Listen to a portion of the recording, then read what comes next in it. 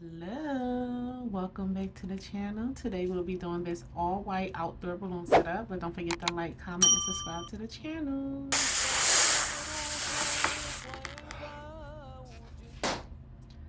Alright guys, so for this setup, I will be hanging some balloon clouds first. Balloon clouds is always tricky to me, only because I like to make sure they are hanging and like not swinging around or spinning around. So um because the tent was kind of low, it looks tall, but in person the ceiling was kind of low. It was a perfect way for me to put some of these clouds on a backdrop, so I didn't have to really hang too many from the actual tent ceiling. So this one I will be attaching directly to the backdrop, and I use the H method. And for my clouds, because I do have a cloud video, however, I stopped making my clouds that way because I seen this tip from Feather Fox something designs. I think it's Feather Fox Designs on Instagram, and she, instead of doing quads of 4 balloons to build your quad, she was doing I guess 3 balloons in a cluster kind of at a time to build it and to give it more shape. And I also threw in some 16-inch balloons. I believe she did 24-inch, but that was just like too jumbo for me. But I feel like if it's in a bigger venue, then the 24-inch will come in handy. But for spaces that's more intimate and the clouds are closer together, then I think just 16-inch balloons helps break up just the 11-inch all in together.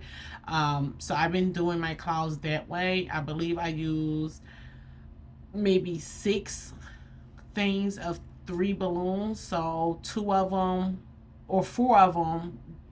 Is it 4? I think 4 don't have any 16 inches, and 3 of them have, because I put 3 16-inch balloons. The 9 inches in the middle that has a 16-inch, and then the 2 8 inches on the opposite sides have 16-inch, and then the 7-inch don't have anything, and then I do 6-inch at the end. So 6, 7, 8, 9, and then 8, 7, 6, and that's it. That's the cloud.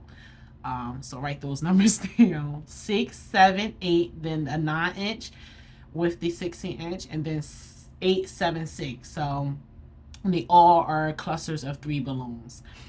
And yeah, so those are the clouds that I made. For the garland, because it's an all color design, I definitely build a little differently. You guys know I try to build my body as fast as possible, so I have 2 clusters of 8 balloons tied together, and that's how I'm building out my garland. In the cluster of 8 balloons, I had like one of the clusters had 2 16-inch balloons in them, and then the other cluster was just all 11-inch balloons together. And I'm tying all of my garlands or all of my clusters neck to neck together. And then I had some singles, some quads by itself, and some clusters of 6 balloons by itself. And then I also had like a cluster of 6 balloons and a quad together to help shape the garland. So I build my body, and then I'm using the singles like the quads and the cluster of 6 to kind of shape it out and add them in different areas to give the look that I'm really looking for. As you can see, I'm just grabbing quads and putting them in different places kind of thing. And here I'm doing the arch, the 3D arch. And these are all rent tools that I use from a local vendor. They made of wood. I have no idea where they get them from. Just trying to answer some of you guys' questions that I get sometimes. I don't have props myself.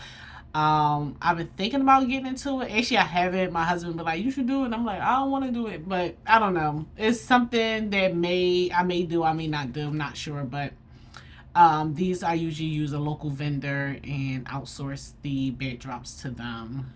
So make it easier for me because I don't have to go back to breakdown. But here I'm just building out this one. Again, I'm tying neck to neck and I'm filling in spaces. Like you see, I just added a cluster of 6 balloons. And another thing I've been doing, you guys, if you notice, the body balloons already had the 5 inches on. From that last setup I did where I had to pre-prep all my garlands with the 5 inches, I haven't looked back since. All of my garlands now, or all of my clusters, before they leave out the house, already have their 5-inch balloons. And I'm not sure why I never did this, because it's literally a game changer. It scratches off at least 10 minutes of me adding on 5 inches. And I still bring in some extras that, I have that I inflated that may not fit on the cluster, and I still bring them on site and just add the extras, but it still shaves off a great amount of time from setting up, and I can focus more time on design. Like, my thing is, I want to simplify my process so much where only thing I have to think about is my design style, my shaping, and not the tedious part. So having to do the 5 inches at home, I think the only thing that was worrying me in the past was like, oh, I didn't want them to move out of place. But because I tie them neck to neck, they pretty much stay in place, and it's easier to just quickly move them than actually having to tie them on site. So that's something I don't think I'm ever going back from. Is like, if it's not broke, why fix it? So I think I'm keeping it that way. As you can see, I had some extra 5 inches. I'm just adding them in different places for the ones I didn't add the 5 inches on. But for the most part, I think I'm going to be doing this moving forward for every other client, because it just makes so much more sense, and I can get out of there much faster. But this is the final setup, you guys. This is how everything came out. I wasn't feeling the dirt on the ground too much. I wish it was a little green grass, but you can't get everything perfect. But this is this thing. I hope you guys enjoy, and I'll see you in the next.